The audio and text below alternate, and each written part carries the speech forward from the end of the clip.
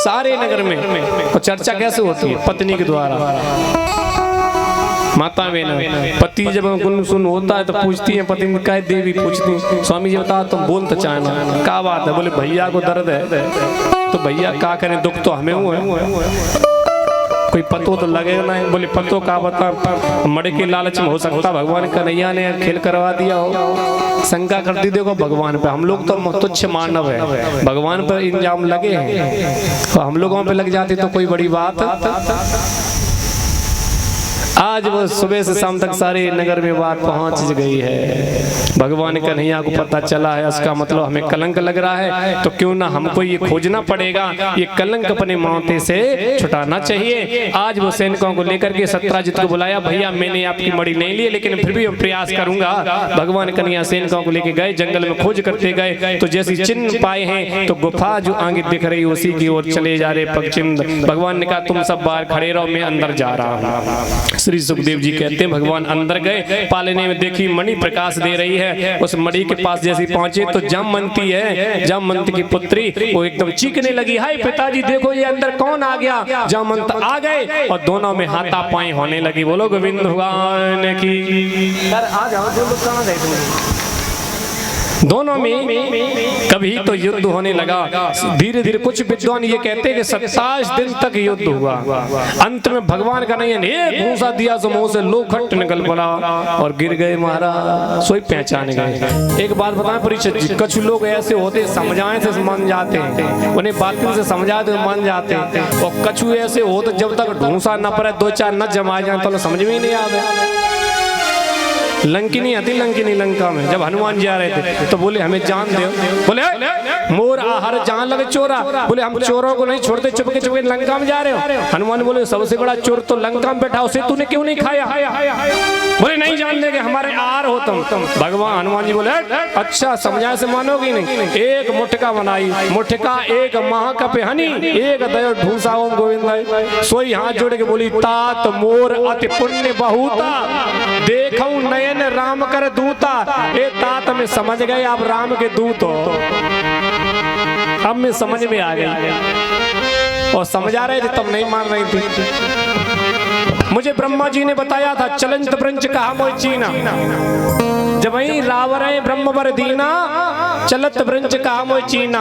रावण को जब ब्रह्मा जी ने वरदान दिया उस समय हमको बताया कि जिस दिन तुझे मारने वाला आ जाए उसी दिन समझ लेना लंका का विनाश होने वाला पक्का है। आज मुझे याद आ गया कि तुम असली राम के दूत हो, जाओ तुम्हारा काम सफल होगा, प्रवेश नगर कीजिए, सब का जा हृदय कौशलपुर राजा।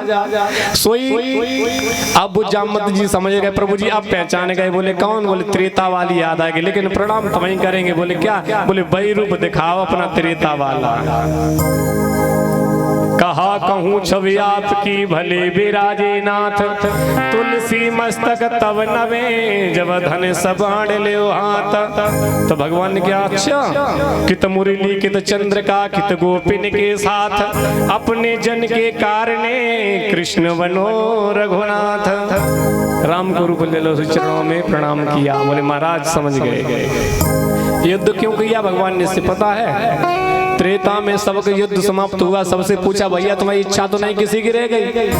तो बाद में जामवंत जी बोले महाराज हमारी शेष रह गई कि हमने युद्ध नहीं कर पा, हमारी भुजाओं की खुजली नहीं मिटी, हमारे बराबर का कोई युद्ध नहीं था जिससे हम लड़ लेते जीवन के। भगवान ने कहा तथास्तु ऐसा ही करेंगे, तुमसे हम लड़ेंगे, द्वापर में आएंगे, हमारा तुम्हारा तालमेल होगा। अब वही हुआ, उनकी भी आज इच्छा पूरी कर दी। अब बाद में कहा प्रभु हम चल रहे, मणि दे दो हमें कलंक लगा। जामवंत बोला प्रभु जी मणि ले जाओ, मणि वाली को संग ले जाओ। बोलो गोविंद भगवान की। ये कन्यू दे रहे आपको, ये कन्यू ले जाओ। आज जामवंती को भी भगवान को साथ में पानी ग्रहण किया। बोलो गोविंद भगवान की। और वो मणि जाकर के सत्राजित को दी, भैया हमने तुम्हारे भाई का वध नहीं किया, शेर ने वध किया है। अब तो लज्जित हो गया सत्राजित, क्योंकि झूठा दोष लगाया था। एक बात बताएं, महाभारत की बड़ी प्यारी नीति है। बोले जिससे तुम्हारा विरोध हो जाए, जिससे दुश्मनी हो जाए, उससे तुम्हारी दिक्कत परेशानी हो जाए, मन मिटाव हो जाए, तो एक काम करो। बोले क्या? बोले तुम्हारे घर में अगर कन्या कुंवारी है तो बाकी ना ब्याह दे। बोलो गोविंद भगवान की। अब सत्राजित बोला इनके सामने कैसे हम जाएंगे मुंह लेकर के। इतना लज्जित हो गया, शर्मिंदित हो गया कि मैंने झूठा कलंक लगाया है, अब क्या करें, ये हम इनके सामने जायज नहीं है। तो अपनी कन्या एक कुंवारी है, सत्राजित की बेटी है जिसका नाम है सत्यभामा, और का कन्हैया जी हम आपसे बहुत लज्जित है, हमारी बिटिया के साथ आप विवाह और मड़ी वही दान में दे दी। बोलो गोविंद भगवान की जय। अब विवाह कितने हो गए भगवान कन्हैया के? 3। बोली वृंदावन बिहारी लाल की। एक बार भगवान कन्हैया अर्जुन के साथ में रथ में सवार होकर चले जा रहे थे रास्ते में, तो श्री सुखदेव जी कहते हैं एक देवी जी यमुना के किनारे बैठी हैं, भगवान का ध्यान कर रही हैं।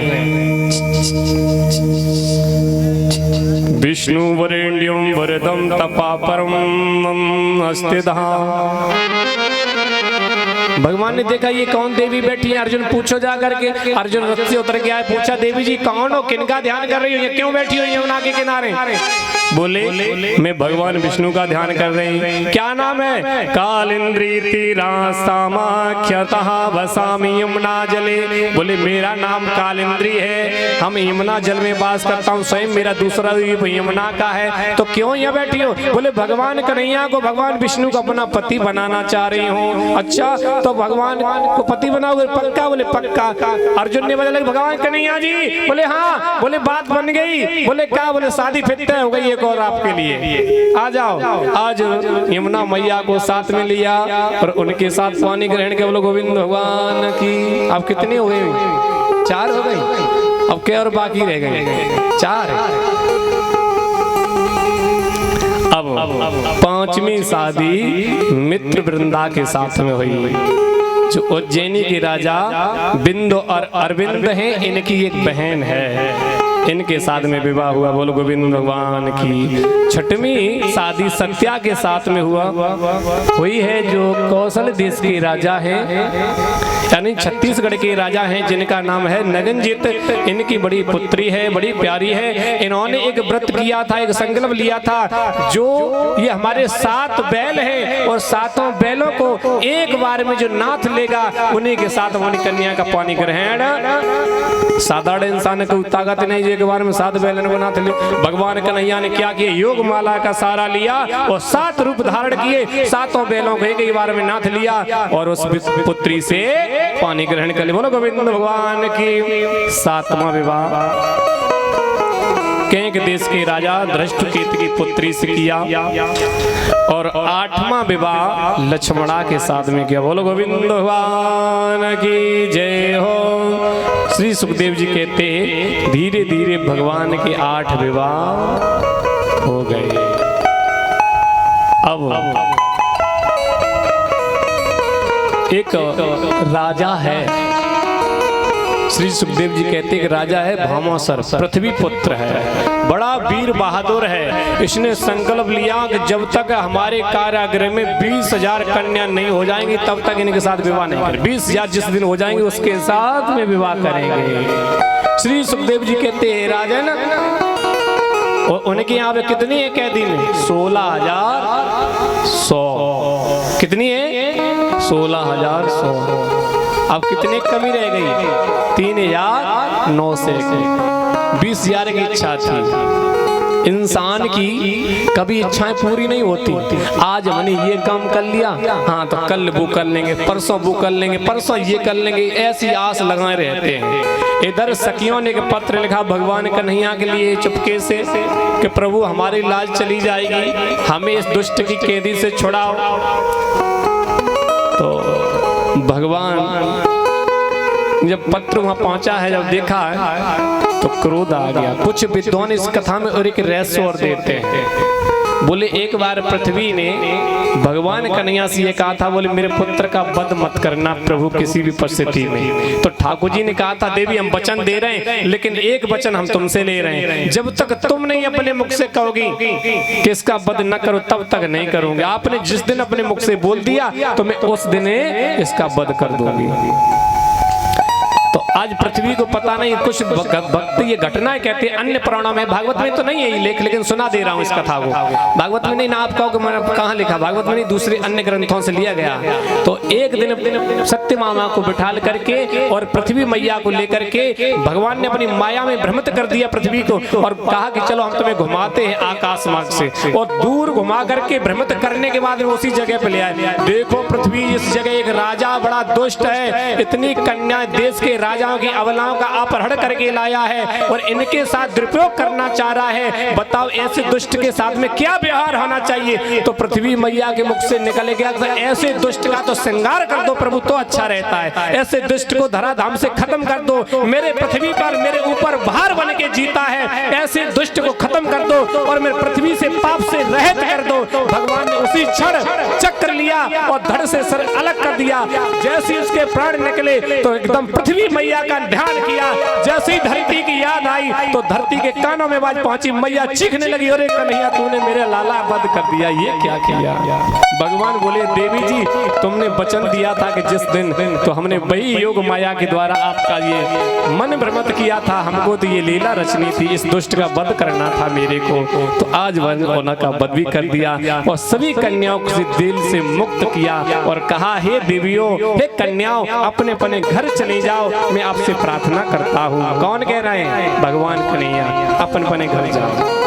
देवियों के मुख से आंसू आ गए, रोने लगे। कन्हैया एक बात पूछे, किसी के घर की बिटिया घर से 2-4 महीना चली जाए अलग, कुंवारी कन्या घर से बाहर और लौट के उस घर में जाए, माता पिता भाई बहन समाज के लोग उसे जीने नहीं देंगे, उसे घर में घुसने नहीं देंगे, हमें लोग गलत नजर से देखेंगे, हम पर गलत दृष्टि से देखेंगे, इसलिए कन्हैया हम अपने घर नहीं जा सकती हूँ, चाहे दासी बना के रखो, चाहे भक्ति रूप में रखो, चाहे अपने प्राण बल्लवा बना के रखो, केवल अपने चरणों मुझे स्थान दे दो, जैसे हैं तैसे आपके चरणों में मैं समर्पित रहूंगी। हे कन्हैया अपने चरणों से मुझे दूर ना करो, हमारे माता पिता हमको नहीं पास रखेंगे। भगवान से जब करुण कंदन में विनती की है तो भगवान ने सबकी इच्छा पूरी की। बोले कोई बात नहीं, जिसका कोई नहीं होता है उसका स्वयं पर ब्रह्म परमात्मा होता है। बोलो सद्गुरुदेव भगवान की। आज भगवान ने सबको अपने साथ में लिया और अपने नगर में आ गए। अब कितने हो गए? 16,108। बोलो गोविंद भगवान की जय हो। एक एक सस्ता कृष्ण से पुत्रान 10 बला। अब इनका परिवार देखना, टारगेट बड़ा लंबा हो रहा है, ध्यान दें। 10 पुत्र, एक एक पुत्री प्रति देवी से प्रकट भाई। कितने हो गए? टारगेट लगा लेना घर जा करके। 10 पुत्र और एक एक पुत्री। बोलो गोविंद भगवान की। और परीक्षित जी 10 पुत्र सब इंसान के पास हैं, बताओ तो गिना दे, और एक एक पुत्री सबके, शादी हो या ना हो। भीष्म पितामह का नाम सुना है? भीष्म पितामह कैसे थे? अखंड बाल ब्रह्मचारी। और जब वो भगवान कन्हैया के सामने बैठे तो क्या कह रहे हैं? प्रभु, भगवान बोले तुम्हारी कोई इच्छा है? तो भीष्म पितामह कहते प्रभु एक इच्छा मेरी रह गई। बोले क्या? कि मेरी कन्या का ऐसा संसार में कोई वर नहीं मिला जिसके साथ हम पानी ग्रहण कर देते। पांडव बाकी लोग देखने लगे, ये क्या कह रहे हैं भाई, मत भ्रम हो गई क्या? कन्या बता रहे हैं, ये तो ब्रह्मचारी ने कन्या कहां से आ गई? मेरी कन्या के बराबर संसार में ऐसा कोई वर नहीं जिसे मैं ब्याह देता, मेरी ये इच्छा रह गई। अच्छा, किसी ने पूछ दिया महाराज तुम्हारी कन्या का? बोले सुनो, इतिमती हूँ। मति बुद्धि, बुद्धि को क्या स्त्रीलिंग है या पुल्लिंग? बुद्धि, धी माने होती है पुत्री। ये मेरी बुद्धि रूपी कन्या है। हे प्रभु मरते मरते अपनी बुद्धि का जो दान है प्रभु ठाकुर जी आपके चरणों में करना चाह रहा हूँ, मेरी बुद्धि आप ग्रहण करो। ठाकुर जी ने कहा था आज तुम्हें बुद्धि को आपका ग्रहण करता हूँ। आज यही है, तो ध्यान रखना आध्यात्म दृष्टि से देखा जाए तो आपके साथ 16,100 नाड़ियां हैं, वो हमारे शरीर के अंदर विराजमान हैं। शरीर में कितनी नाड़ियां हैं? 16,108 नाड़ियां हैं। और महाराज 5 कर्मेंद्रियां, 5 ज्ञानेंद्रियां, ये 10 पुत्र हो गए, एक बुद्धि हो गई, हमारी पुत्री हो गई। तो हर इंसान के सामने तित्ते हुए अब जोले बोलो गोविंद भगवान की। अन्य भी और वेदों की ऋचाएं भी हैं, कई एक प्रमाण हैं। ऐसी आगे की बड़ी बड़ी प्यारी कथाएं हैं, अनन्य अन्य विद्वानों के भाव हैं। बोलो सतगुरुदेव भगवान की। एक प्यारा सा भजन दोबारा बोलेंगे, आगे परम पूज्य सतगुरुदेव जी पधारेंगे, उनकी अमृतमयी वाणी के द्वारा आप लोग कथा का बड़ा सुंदर चरित्रों का वर्णन करेंगे। बोलो गोविंद भगवान की जय हो। राधे श्री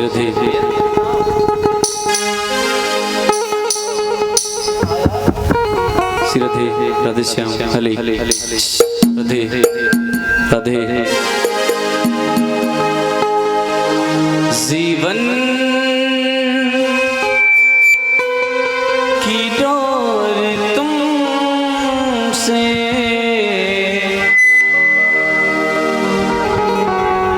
बांधे है सावरे। जीवन की डोर तुमसे बांधे है सावरे सावरे। की डोर तुमसे बांधे है सावरे। दर्शन की भीख दे दो, दर्शन की भीख दे दो। नैना है बाबरे। जीवन की डोर तुमसे बांधे है सावरे।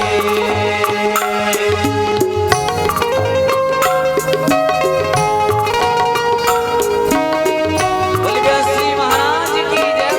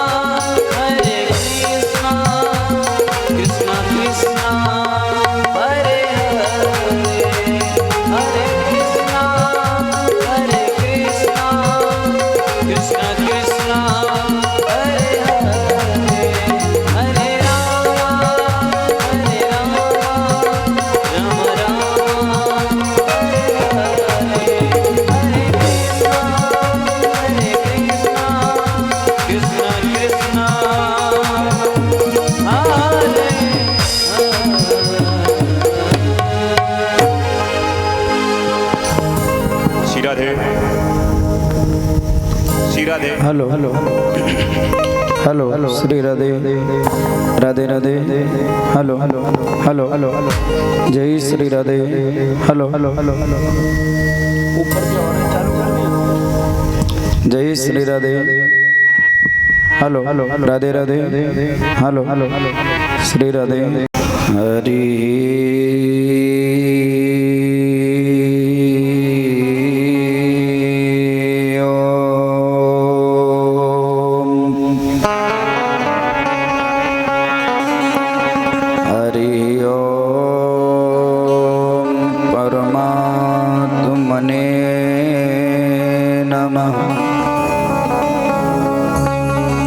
गुरुर्ब्रह्मा गुरुर्विष्णु गुरुर्देव महेश्वरः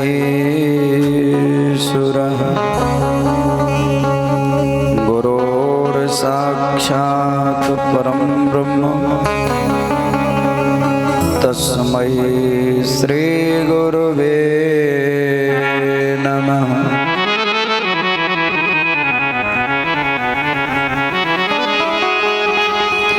वर्णानामर्थ संघानाम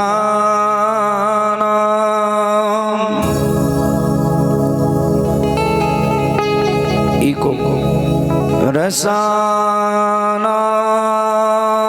छन्दसामपि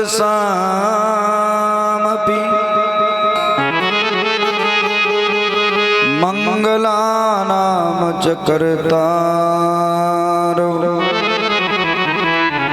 वन्दे वाणी विनायको।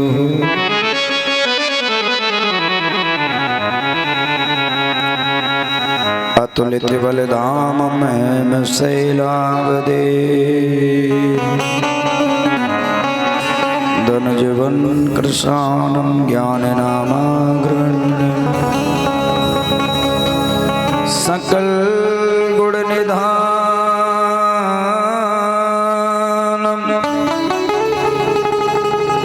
वानराणामधीशं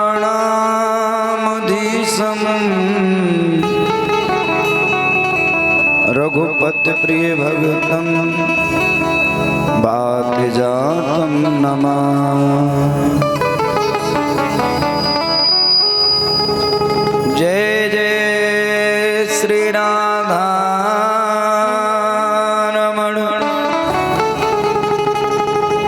जय जय नवल किशोर जय गोपी चित चोर प्रभु जय जय माखन चोर।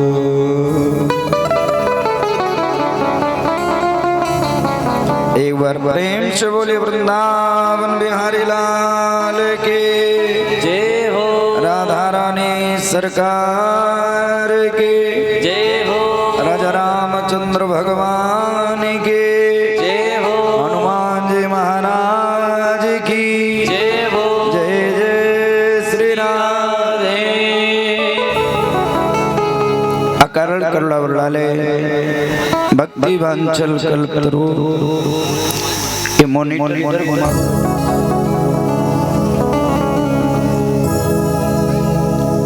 अकारण करुणा वरलाले भक्ति वांछल कल्पतरु गुड़गड़ नील पीतम्बरधारी श्री कृष्णचंद्र भगवान के चरणों में वंदन करते हुए नमन करते हुए आइए हम लोग कथा में प्रवेश करेंगे।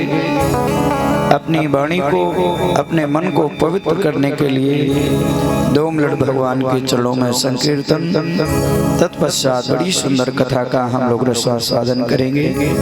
आइए हमारे साथ सभी लोग गुनगुनाएंगे।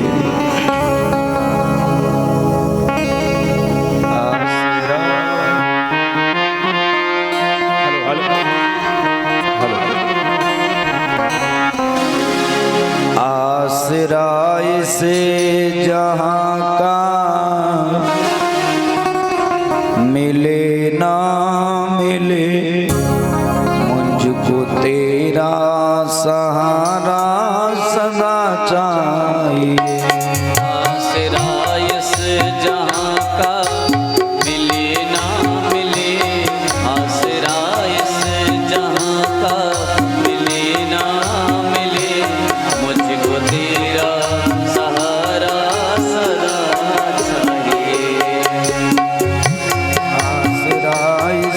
जहाँ का मिले ना मिले आसरा इस जहाँ का मिले ना मिले तेरा सहारा सदा चाहिए मुझको तेरा सहारा सदा चाहिए।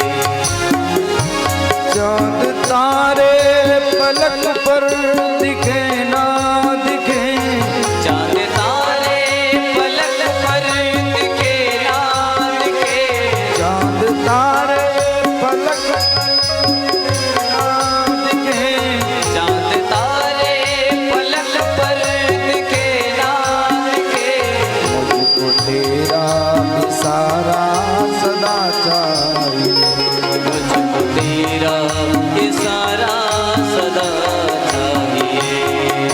हरि वो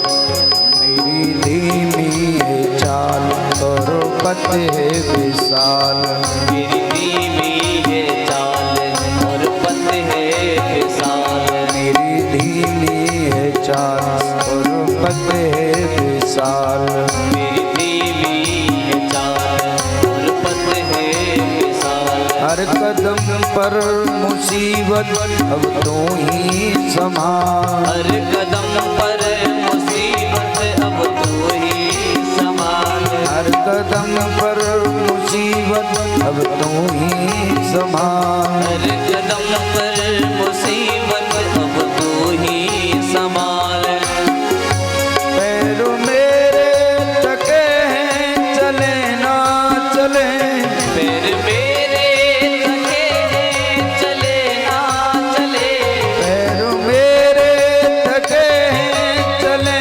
ना चले फिर मेरे थके हैं चले ना चले मुझको तेरा इशारा सदा चाहिए मुझको तेरा इशारा सदा चाहिए।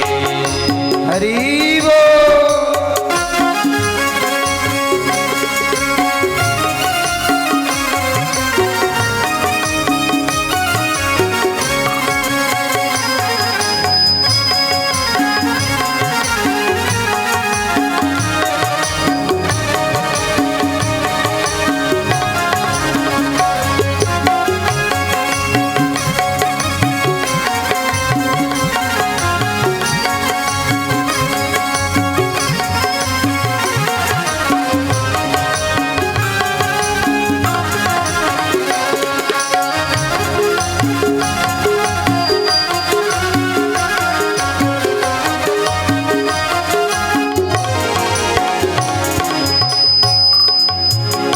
कभी अनुराग है कभी वैराग है कभी अनुराग है कभी वैराग है कभी अनुराग है कभी वैराग है कभी अनुराग है कभी वैराग है यहाँ बदले हैं माली वही बाग है यहाँ बदले माली वही बाग है यहाँ बदले माली वही बाग है यहाँ बदले माली वही बाग है मेरे चाहत की सम्मान जले ना जले मेरे चाहत की सम्मान जले ना जले मेरे चाहत की सम्मान जले ना जले मेरे चाहत की सम्मान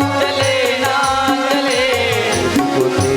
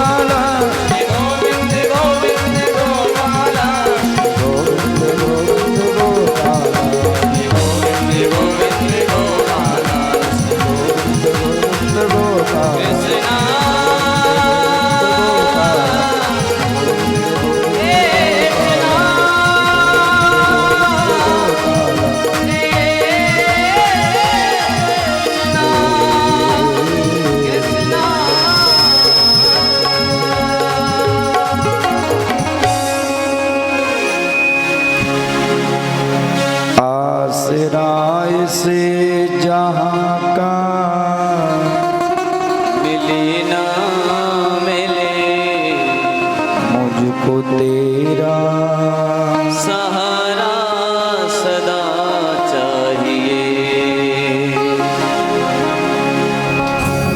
चांद तारे पलक पर दिखे ना दिखे, चांद तारे पलक पर दिखे ना दिखे, मुझको तेरा नजारा सदा चाहिए।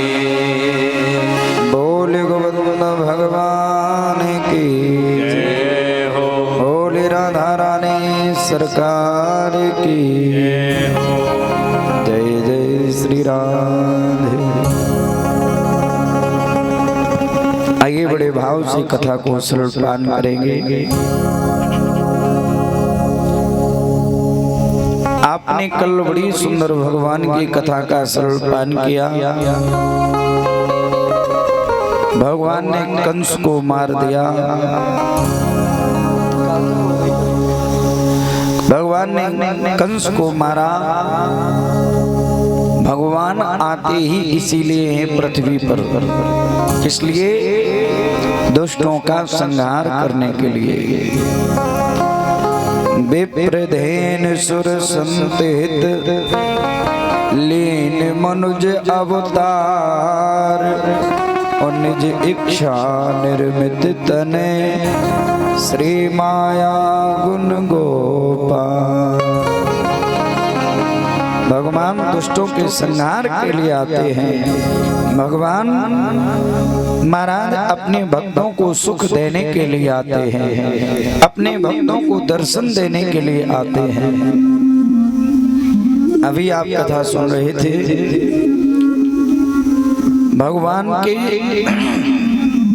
भगवान ने जरासंध का वध किया। जरासंध के वध के बाद भगवान द्वारकापुरी में जाकर के पहुंचे। भगवान ने द्वारकापुरी में 16,108 विवाह किए। ये कथा आप लोग सुन चुके हैं। भगवान के एक नहीं दो नहीं 16,108 विवाह हुए। ओहो, श्रोताओं से भाइयों से निवेदन है, महाराज भगवान के 16,108 विवाह हुए। 16,108 रानियों को ये अभिमान हो गया कि सबसे ज्यादा भगवान को मैं प्रेम करती हूँ। भगवान ने नारद जी के द्वारा एक बड़ी सुंदर लीला की।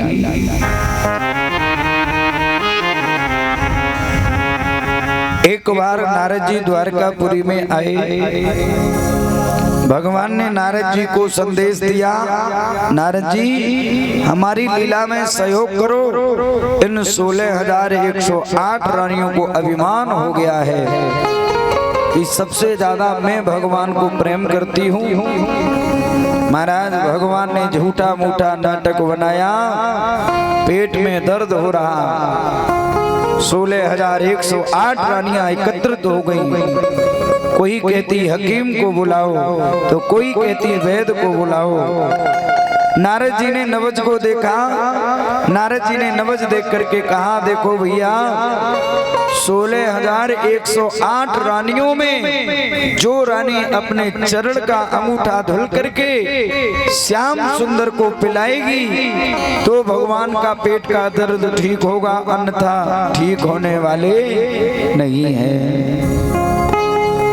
16,108 रानियों ने मना कर दिया, अगर मैं अपने पैर का अंगूठा धुल करके अपने पति को पिलाऊंगी तो मुझे घोर नरक में जाना पड़ेगा, ऐसा काम मैं नहीं कर सकती हूँ।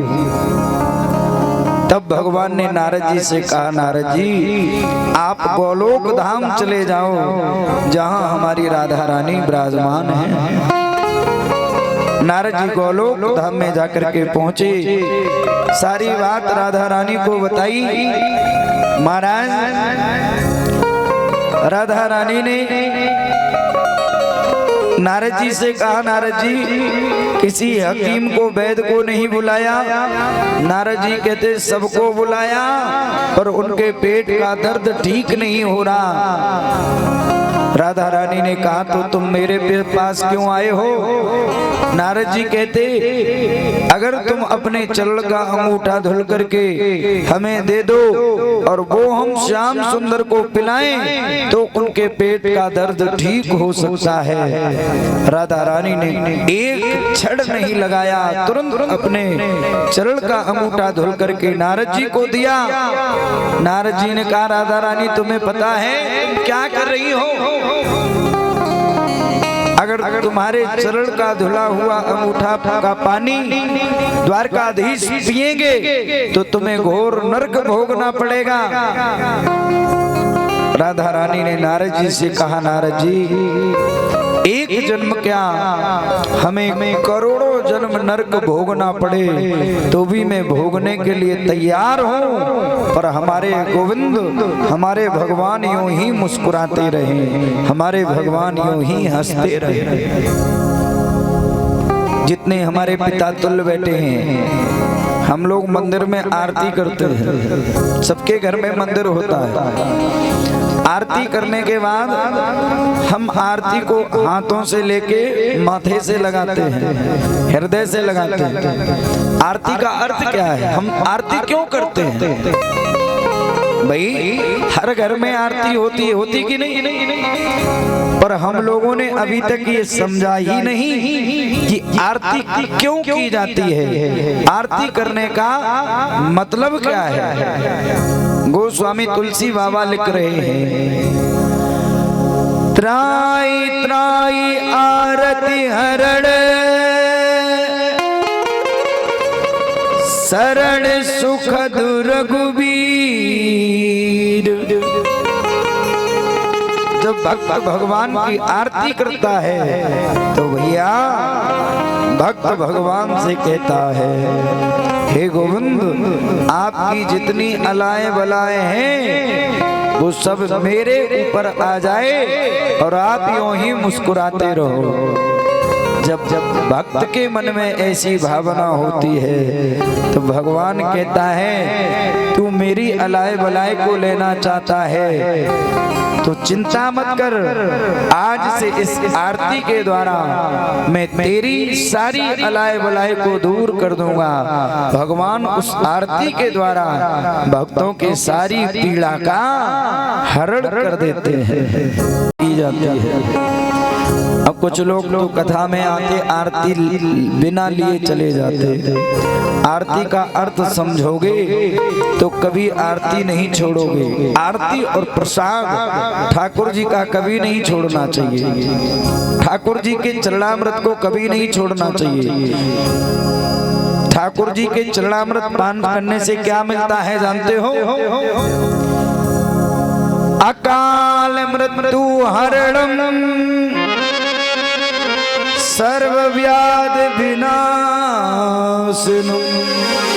विष्णोत्पीत्वात् पादोन्मत्तं पुनर्जन्म न वेद्यते। श्लोक का अर्थ समझे में, श्लोक क्या कह रहा है? अकाल मृत्यु हरणम सर्व व्याध विनाशनम। जो ठाकुर जी के चरणामृत का पान करता है तो क्या होता? अकाल मृत्यु नहीं होती है। अकाल मृत्यु जानते हो? अकाल मृत्यु का अर्थ है जैसे हम कहीं गाड़ी से जा रहे, एक्सीडेंट हो जाना, शरीर छूट जाना, कोई फांसी लगा के मर जाना, दवाई खा के मर जाना, ये अकाल मृत्यु है। पर श्लोक कह रहा है अकाल मृत्यु हरणम। जो भगवान के चरणामृत का पान करता है उस जीव की कभी अकाल मृत्यु नहीं होती है। सर्व व्याध विनाशनम। जितने तुम्हारे जीवन में व्याधें हैं उनका सभी का विनाश हो जाएगा।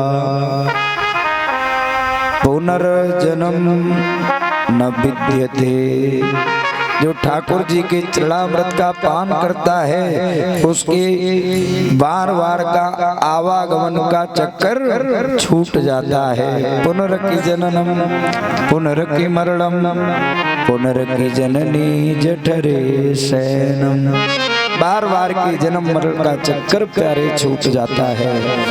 वो भगवान के परम धाम के लिए चला जाता है। इसलिए कहीं भी कथा में जाओ तो आरती और प्रसाद लेकर के ही आओ। आरती प्रसाद को छोड़ना नहीं चाहिए। जितना जरूरी भगवान का सत्संग है, जितना जरूरी भगवान का भजन है, उतना ही जरूरी ठाकुर जी का प्रसाद और चरणामृत होता है।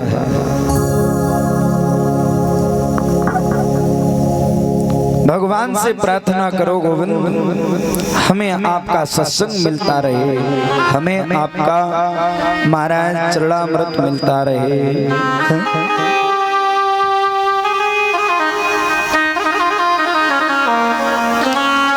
हे मुरलीधर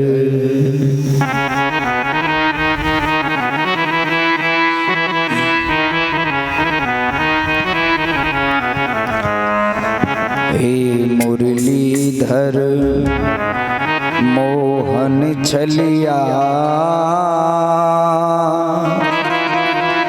हम भी तुमको दिल दे बैठे।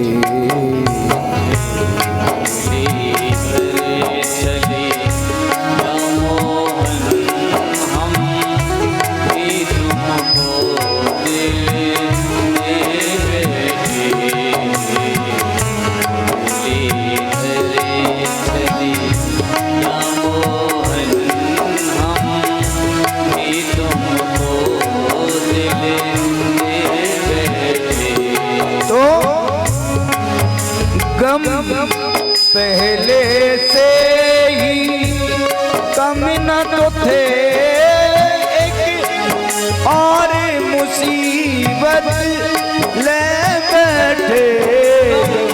पहले से कुछ कम तो न थे और मुसीबत ले बैठे। मुरलीधर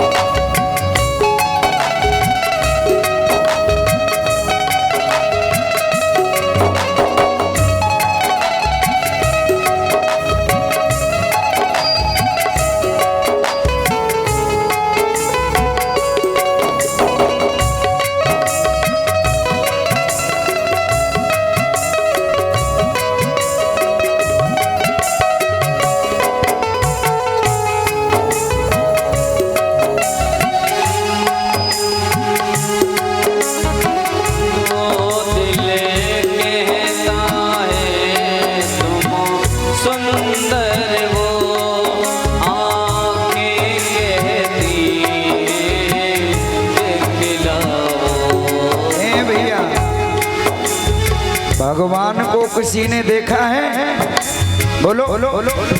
नहीं देखा, पर दिल क्या कह रहा? बड़े सुंदर होंगे। दिल कहता है तुम सुंदर हो, आँखें कहती हैं दिखलाओ। दिल कहता है तुम सुंदर हो, आँखें कहती हैं दिखलाओ। तुम मिलते नहीं हो आकर के, तुम मिलते नहीं हो आकर के, हम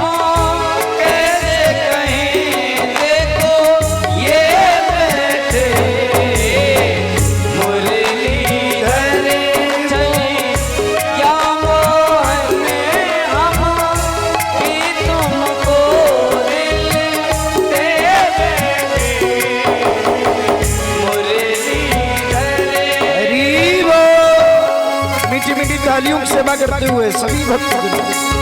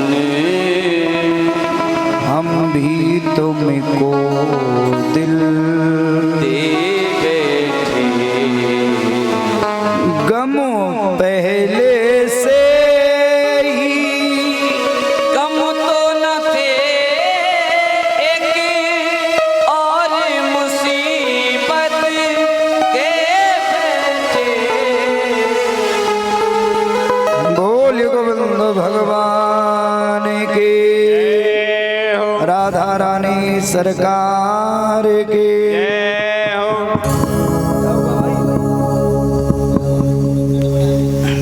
आइए बड़े भाव से कथा को सुनेंगे।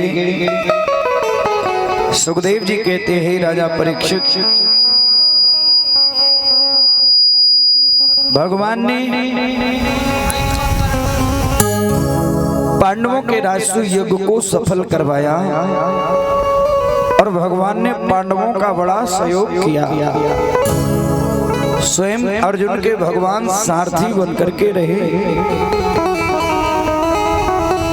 ये पांडव जानते हो परीक्षित जी के कौन है? परीक्षित जी के पांडव कौन है? बाबा महाराज। परीक्षित जी कह रहे, महाराज हमारे आपने कुल की बात की है, आप हमारे पूर्वजों की बात कर रहे हो, हमारे बाबाओं की बात कर रहे हो, तो जरा हमें सुना दो दो चार कथाएं, हम भी सुनना चाहते हैं। हमारे पूर्वज कैसे सुंदर, कैसे हमारे पूर्वज अपने जीवन को व्यतीत करते थे, कैसे व्यतीत जीवन को किया। श्रोताओं से निवेदन है। सुखदेव जी कहते हैं, राजा परीक्षित, महाराज पांडव 5 ही, कौरव 100 हैं और 100 कौरवों ने राज्य को हड़प लिया। पांडवों ने भगवान से प्रार्थना की। भगवान ने कहा, चिंता मत करो, मैं हस्तिनापुर में शांति दूत बनकर के जाऊंगा और शांति दूत बनकर के जाऊंगा, उन कौरवों को समझाऊंगा। हस्तिनापुर में सूचना दी। कौरवों ने बड़ा सुंदर हस्तिनापुर सजाया, बंधनवारी लगाए। महाराज इतना सुंदर हस्तिनापुर को सजाया, एक तरफ कौरव खड़े हैं, एक तरफ पांडव खड़े हैं। हस्तिनापुर के नर नारी भीड़ लगी है। आज स्वयं भगवान शांति दूत बनकर के आ रहे हैं। ओहो, विदुर विदुरानी उस भीड़ में सबसे पीछे खड़े हैं। विदुर विदुरानी भीड़ में सबसे पीछे क्यों खड़े हैं महाराज? क्योंकि विदुर जी स्वयं धर्म के अवतार हैं और कोई नहीं है। विदुर जी ने दुर्योधन को समझाया, दुर्योधन अन्याय की वेल कभी हरी नहीं होती है, तुम पांडवों के साथ अनर्थ कर रहे हो। दुर्योधन को क्रोध आया, मेरा नमक खाता है, मेरी बुराई करता है, मैं तुझे मंत्री पद से इसी वक्त हटाता हूँ। विदुर जी ने कहा, अरे दुर्योधन, जिस राज्य का राजा ही अच्छा ना हो, जिस राज्य का राजा ही दुराचारी हो, जिस राज्य का राजा ही पापी हो, ऐसे राजा के यहाँ मंत्री का पद संभालना ही पाप है। मैं तू मुझे क्या हटाएगा, मैं ही तेरे मंत्री पद को इस्तीफा दे रहा हूँ। सबसे पीछे भीड़ में विदुर जी विदुरानी खड़े हैं। भगवान शांति दूत बनकर के हस्तिनापुर में आए। भीड़ को, सभा को चीरते हुए भगवान सिंहासन पर पहुंचे। महाराज भगवान ने अपने प्रस्ताव रखा, दुर्योधन लड़ाई करना ये शोभा नहीं देता है, और महाराज अधर्म कभी आगे नहीं बढ़ सकता है। देखो, किसी का आप धन हड़प लो, थोड़ी देर तो आपको लगेगा कि हमने बहुत अच्छा कर लिया, हम फायदे में हैं। ए भैया, व्यासपीठ से कह रहा हूँ, बाद में तुम्हें पछताने के सिवा और कुछ नहीं रहेगा।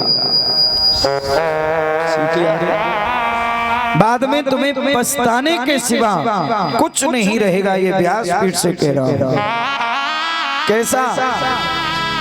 कैसा धन हड़पना। मान लो एक भाई कमजोर है और एक बलवान है, और आपने उस कमजोर भाई की जमीन को हड़प लिया, या छल से, बल से उसके मकान को हड़प लिया, तो तुम देखने में तो तुम्हें शांति लगेगी कि हम बहुत बड़े आदमी हो गए, हमने ये आज ज्यादा ले लिया, लेकिन मैं भागवत पर हाथ रख के कह रहा हूँ उसका 4 गुना मोल आपको ना चुकाना पड़ जाए तो आप शास्त्र देख लो, पुराण देख लो, गीता देख लो, सब में लिखा है। प्यारे, भगवान ने समझाया आधा राज्य आप ले लो, आधा पांडवों को दे दो। दुर्योधन ने मना कर दिया। भगवान ने कहा ऐसा नहीं है तो 5 भवन पांडवों को दे दो और पूरा राज्य तुम रख लो। अच्छा, भगवान ने कहा तो 1 भवन पांडवों को दे दो और पूरा राज्य आप रख लो। दुर्योधन क्रोध में खड़ा हुआ, तड़क के बोला, हे द्वारकाधीश कृष्ण, बिना युद्ध के मैं सुई के नोक के बराबर भी पांडवों को कुछ नहीं दे सकता हूं। दुर्योधन के बगल में शकुनी मामा बैठा था।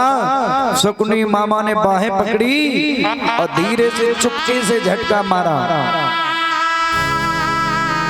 शकुनी मामा ने कहा, दुर्योधन तुम्हें पता नहीं है ये द्वारकाधीश त्रिलोकी है, अगर ये नाराज हो गए तो तुम्हारा बना बनाया सारा खेल बिगड़ जाएगा।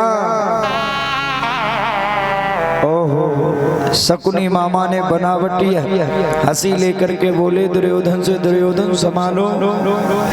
दुर्योधन खड़ा हुआ। दुर्योधन बनावटी हंसी लेकर के बोला, हे गोविंद, ये बंटवारे की बातें तो बाद में होती रहेगी। अरे आज नहीं कल होगा, कल नहीं परसों हो जाएगा, जैसा आप कहेंगे वैसा करेंगे।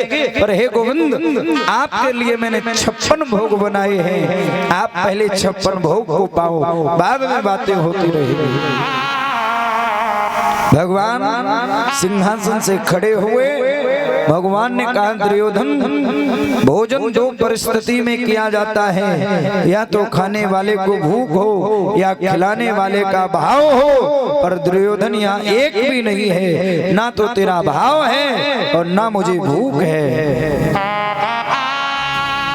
और भगवान ने जानते एक बात और कही। भगवान ने इशारा कर दिया, दुर्योधन, आज मेरा निमंत्रण तो विदुर चाचा के यहाँ है। ए भैया, विदुर जी के घर में कुछ भी नहीं है। विदुर जी के घर में सुबह खाते शाम को नहीं। विदुर जी ने विदुरानी की तरफ देखा। विदुरानी देख, भरी सभा में मेरी मजाक उड़ा रहे हैं द्वारकाधीश कृष्ण, हमारे यहाँ निमंत्रण के लिए कह रहे, इन्हें पता है हमारे खाने के लिए नहीं, हम इनके लिए कहां से व्यवस्था करेंगे। पर महाराज भगवान विदुर जी कहते, विदुरानी, इतनी भरी सभा में अगर गोविंद ने कहा है तो वो जरूर आएंगे। तू घर में जल्दी जा, कुटिया में गाय के गोबर से आंगन को लीपना, गंगा जल से छिड़कना, पवित्र करना। तब तक मैं बाजार जा रहा हूँ, बाजार में कुछ मिठाई लेके आ रहा हूँ। विदुरानी घर के लिए भागी, विदुर जी बाजार के लिए भागे। विदुरानी ने बड़ी सुंदर गाय के गोबर से पूरे आंगन को लीपा, गंगा जल से छिड़का। महाराज, इधर भगवान ने सारी सभा को त्याग दिया।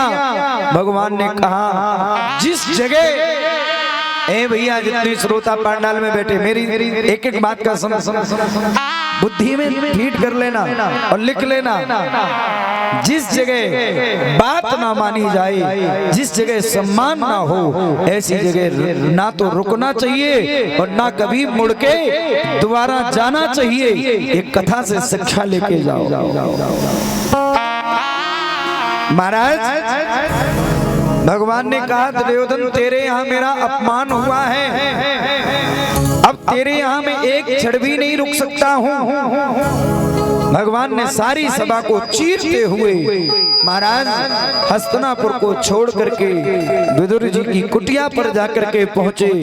विदुरानी काकी स्नान कर रही थी। भगवान ने कुंडी को बजाया, अरे काकी कुंडी खोलो। विदुरानी काकी ने भगवान की आवाज को सुना, तन मन की सुध भूल गई, गेट दौड़ पड़ी, गेट को खोला। विदुरानी काकी के तन पर वस्त्र नहीं, भगवान ने अपना पीताम्बर फेंक दिया। विदुरानी काकी ने वही पीताम्बर लपेट लिया, पट्टा लेके आई, आंगन में पट्टा को डाला, गोविंद यहाँ बैठो। अब भगवान जैसे ही बैठने के लिए तैयार हुए, महाराज विदुरानी ने फिर पट्टा उठा लिया, नहीं गोविंद ये जगह अच्छी नहीं, यहाँ बैठो। भगवान जैसे ही बैठने के लिए तैयार हुए, फिर विदुरानी ने पट्टा उठा लिया, नहीं गोविंद ये जगह अच्छी नहीं, यहाँ बैठो। ओहो, आप लोग बैठे रहे, इस साइड में जगह है, माताएं इस साइड में बैठ जाएंगी। महाराज पूरे आंगन का चक्कर काट दिया, आगे आगे विदुरानी, पीछे पीछे मेरे गोविंद, और जब डाला तो उल्टा पट्टा डाल दिया। भगवान उसी पट्टे पर बैठ गए। विदुर जी घर पे नहीं है, विदुरानी कहा कि बातें कर रही हैं। बातें करते करते काफी देर हो गई। विदुर जी के भगवान कहते हैं, काकी इतनी देर से बातें कर रही हो, अरे बातें ही करती रहोगी कि कुछ खिलाओगी? हमें भूख लगी, पेट में चूहा दौड़ रहे हैं। विदुरानी काकी कहती, गोविंद आपके चाचा बाजार गए हैं, बाजार से अभी कोई ना कोई मिठाई लाते होंगे। भगवान ने कहा जब तक चाचा आएंगे तब तक तो मैं भूख से ही मर जाऊंगा, जो कुटिया में रखा हो वो ही ले आओ। विदुरानी दौड़ी दौड़ी कुटिया के पीछे गई, कुटिया के पीछे केले लगे थे, टोकरी में केले तोड़ के ले आए, भगवान के सामने बैठ गई, भगवान को खिलाने लगी। जानती हो कैसे? केले के जो अंदर का भाग है वो जमीन पर गिरा रही है और छिलके मेरे गोविंद को खिला रही है। गिरी गिरी सब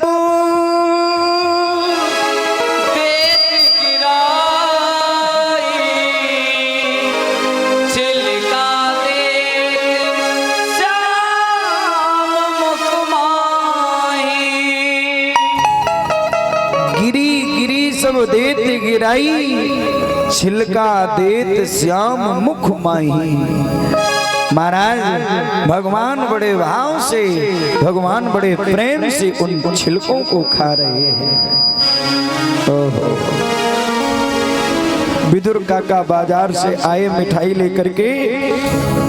विदुर काका ने जैसे ही देखा केला तो जमीन पर पड़ा है, छिलके भगवान खा रहे हैं। विदुर जी ने विदुरानी से कहा, अरे बुढ़ापे में लगता तेरी बुद्धि ठीक नहीं है, देख तो सही तूने ये क्या किया, भगवान को छिलके खिला दिए।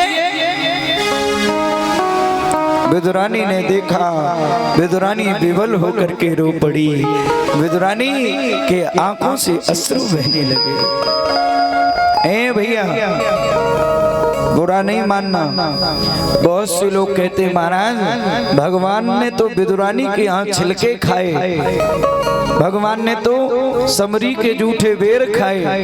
आप तो संत हो, आपको भी भगवान की तरह रहना चाहिए। बस सच बताना, अगर मेरी बात गलत हो, आप लोग गलत हो तो खड़े होकर उत्तर दे सकते हो। सच बताना, अगर तुम्हारा समरी जैसा भाव होगा तो वो संत भी भगवान बन जाएगा। अगर तुम्हारा भाव भीलनी जैसा होगा तो वो संत भी भगवान बन जाएगा। और तुम्हारा भाव रावण जैसा होगा तो महाराज राम को भी बाण उठाना ही पड़ता है। ध्यान देना, कथा में बहुत मन से समझना, बात सिर्फ भाव पर है। भाव तुम्हारा निर्मल होगा, भाव तुम्हारा पवित्र होगा तो महाराज मनुष्य की तो बात छोड़ो, पत्थर भी पिघल जाता है। महाराज श्रोताओं से मेरा निवेदन है, अगर तुम्हारा भाव ठीक नहीं है तो महाराज तुम्हारे यहाँ कोई चाय पीने वाला भी नहीं आ सकता है। बोल गोविंद भगवान की। विदुरानी काकी के आंखों से आंसू बहने लगे। विदुरानी काकी कहती, गोविंद मैंने आपको छिलके खिला दिए, हे गोविंद मेरे से अपराध हो गया है, मैंने कितना बड़ा अपराध कर दिया। आप 56 भोग को पाने वाले, मैंने आपको छिलके खिला दिए। विदुर जी जो बाजार से मिठाई लाए थे ना, उस मिठाई को भगवान के मुख में दिया। भगवान ने वो मिठाई खाई और तुरंत बाहर थूक दी, बाहर निकाल दी। भगवान कहते हैं, अरे विदुरानी काकी, जो स्वाद तेरे छिलकों में आ रहा था, वो स्वाद विदुर चाचा तुम्हारी इस मिठाई में नहीं आ रहा। भगवान कहते हैं, अरे विदुर काका, तुमने अमृत में विष घोल दिया। भाव का भूखा हूँ मैं, भाव ही एक सार है। भाव से जो मुझको है भजता, तो भव से बीड़ा पार है। कृष्ण कृष्ण सब कोई कहे, ठग ठाकुर और चोर, प्रेम बिना रीझे नहीं। नटवर नंद किशोर। ए भैया, कृष्ण कृष्ण सब कोई कहे, ठग ठाकुर और चोर, पर प्रेम बिना रीझे नहीं। नटवर नंद किशोर। गीता में भगवान कह रहे हैं, पत्रम पुष्पम फलम तोयम यो मे भक्त्या प्रयक्षति। भगवान कहते हैं, मुझे प्रेम से कोई एक तुलसी का पत्ता दे दे, मुझे स्वीकार है। अभिमान में तो मैं दुर्योधन के 56 भोग भी छोड़ देता हूँ। सबसे ऊंची प्रेम हो सगाई, सबसे ऊंची प्रेम सगाई, सबसे ऊंची प्रेम सगाई। दुर्योधन की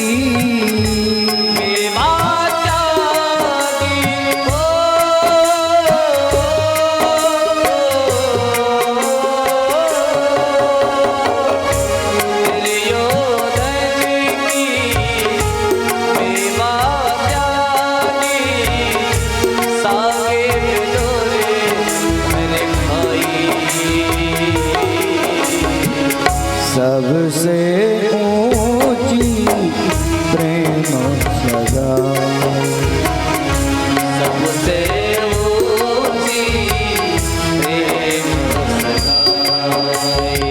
हरि हाथों से ताली की सेवा करते हुए सिराने।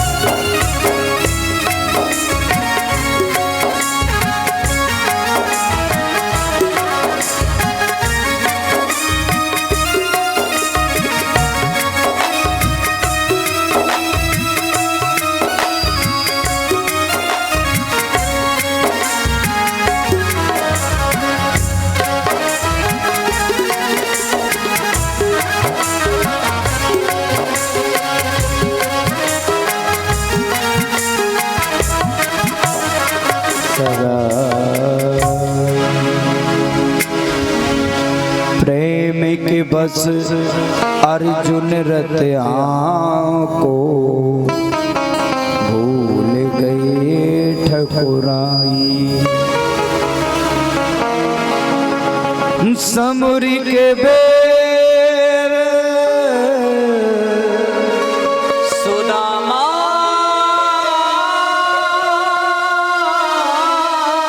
तंदुले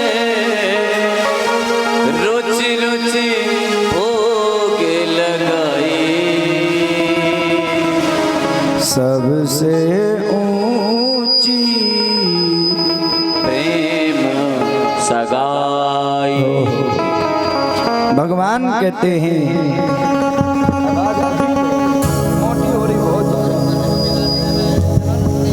महाराज सबसे ऊंची प्रेम सगाई। दुर्योधन की मेवा त्यागी साग विदुर घर खाई। सबसे ऊंची प्रेम सगाई। ओहो निवेदन है श्रोताओं से भाइयों से। महाराज सुखदेव जी वर्णन करते हैं राजा परीक्षित भगवान की लीला, भगवान का पर्सनल कोई मैटर नहीं, भगवान के चरित्र को ही भागवत कथा कहते हैं। विदुर जी ने देखा भगवान के प्रेम को, विदुरानी जी ने देखा भगवान के प्रेम को। ओहो विदुरानी नाचने लगी, विदुर जी नाचने लगे। मेरा आंगन पवित्र हो गया, मेरा आंगन धन्य हो गया। आज हरि आए विदुरे घर पावना। आज हरि आए विदुरे घर पावना। आज हरि आए विदुरे घर पावना। विदुरे घर पावना विदुरानी घर पावना। घर पावना विदुरानी घर पावना। घर पावना विदुरानी घर पावना। घर पावना विदुरानी घर पावना। आज हरि आए विदुरे घर पावना। आज हरि आए विदुरे घर पावना। आज हरि आए विदुरे घर पावना। आज हरि आए विदुरे घर पावना।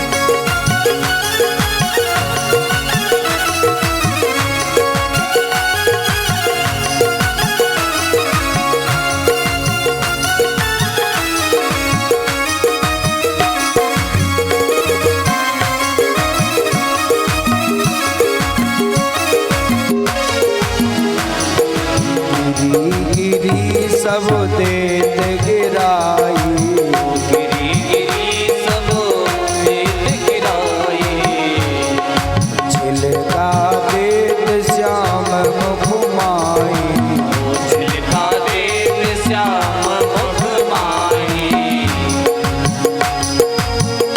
प्रभु भोग तो लगावना, आज हरि आए बिदुरे करे पावना, आज हरि आए बिदुरे करे पावना,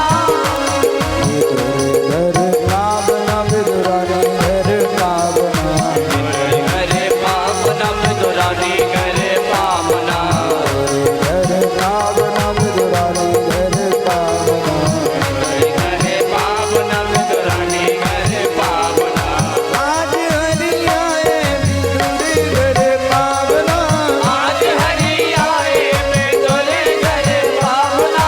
जय हो।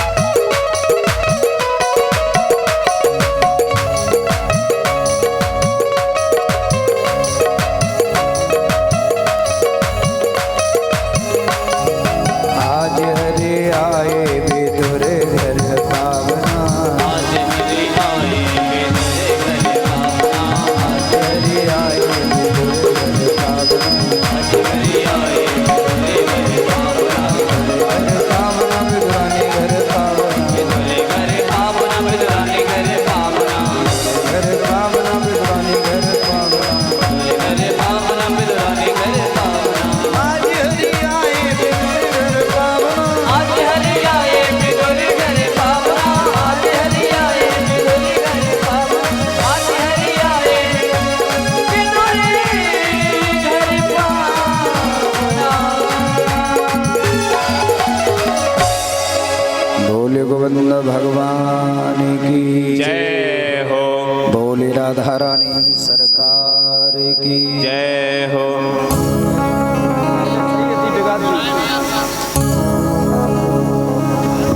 Hello hello hello Shri Radhe hello hello hello hello बोले गोविंद भगवान की जय हो, बोले राधा रानी सरकार की जय हो।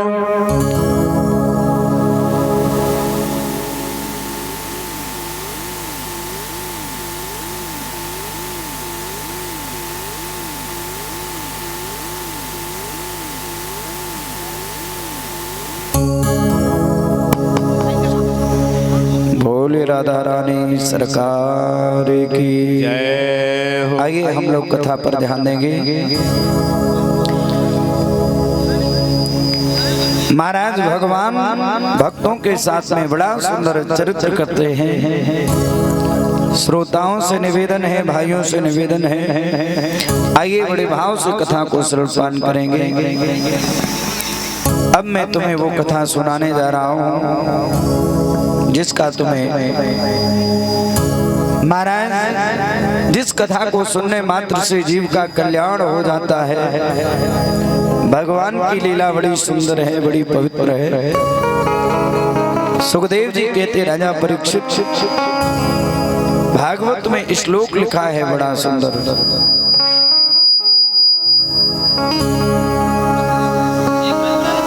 कृष्णासीत सका कश्चित् ब्रह्मणो ब्रह्म विद्मः वृत्त इंद्रियार्थेषु प्रशांत आत्मा जितेन्द्रियः। कृष्णासीत सका कश्चित् ब्रह्मणो ब्रह्म विद्मः वृत्त इंद्रियार्थेषु प्रशांत आत्मा जितेन्द्रियः। जितने हमारे पिता तुल्य बेटे हैं, इसका वॉल्यूम बढ़ाओ थोड़ा, जितने हमारे पिता तुल्य बेटे हैं इस कथा पर ध्यान दें।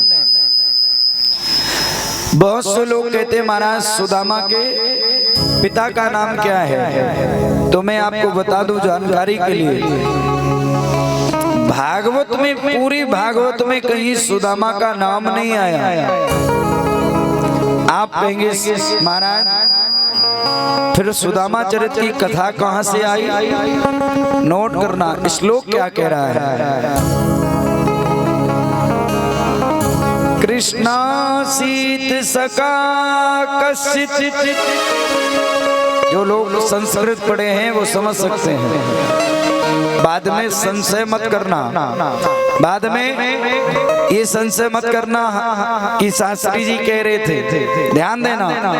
कृष्णासीत सका कश्चित्, श्लोक क्या कह रहा? कृष्ण का कोई सखा था। यहाँ ये नहीं लिखा कि सुदामा थे, ना, कृष्णासीत सका कश्चित्, कृष्ण भगवान का कोई सखा था। तो किसी ने पूछा कौन था, कुछ तो स्पष्ट करो, तो आगे लिख दिया ब्राह्मणो ब्रह्मविद्मः, कोई ब्राह्मण भगवान का सखा था। अच्छा वो ब्राह्मण था कैसा? वृत्त इंद्रियार्थेषु प्रशांत आत्मा जितेंद्रिया।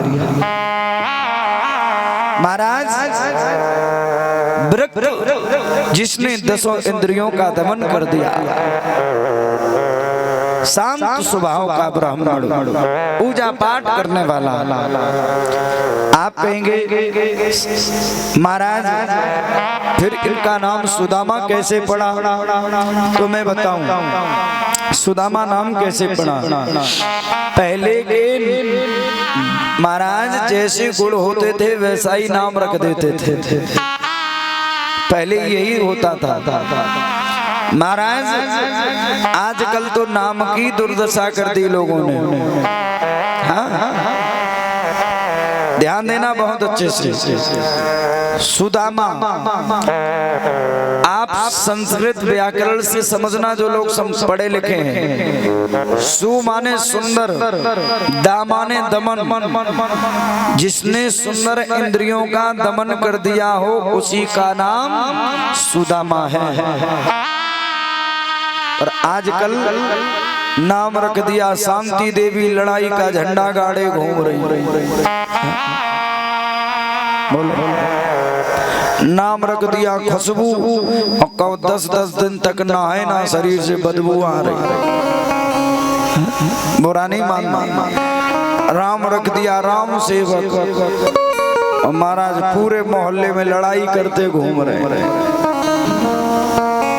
गालियां दे रहे हैं। भैया मैं किसी का नाम हो तो बुरा ना माने, मैं यहाँ की बात नहीं कर रहा हूँ। कुछ लोग ऐसे होते जो अपने नाम की दुर्दशा कर देते हैं। प्यारे, जैसा नाम है वैसे ही तुम्हारे गुण भी होना चाहिए। अगर नाम के अनुसार गुण नहीं करोगे तो प्यारे नाम बदनाम हो जाता। लोग कहते नाम की कुछ तो लज्जा रखो, नाम की कुछ तो लाज रखो।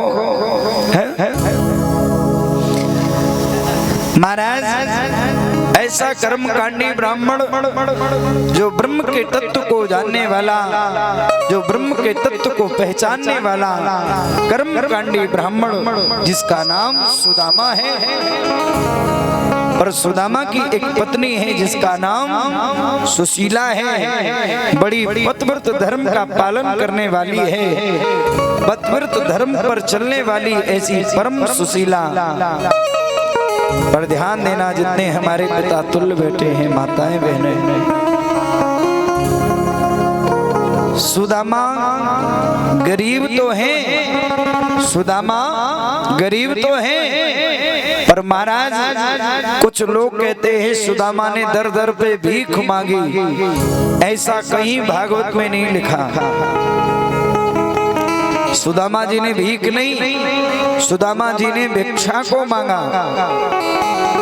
आप कहेंगे महाराज भीख में और भिक्षा में फर्क क्या है? बोले भीख उसे कहते हैं जो पूरे दिन मांगे फिर भी मन में संतोष नहीं होता, और भिक्षा उसे कहते जो 5 घरों से मांगे, मिल जाए तो मन में संतोष और ना मिल जाए तो भी संतोष रहता है। मैं नहीं कह रहा हूं, लिखा हुआ है। जब आवे संतोष धन सब धन धूलि समान। जब आवे संतोष धन सब धन धूल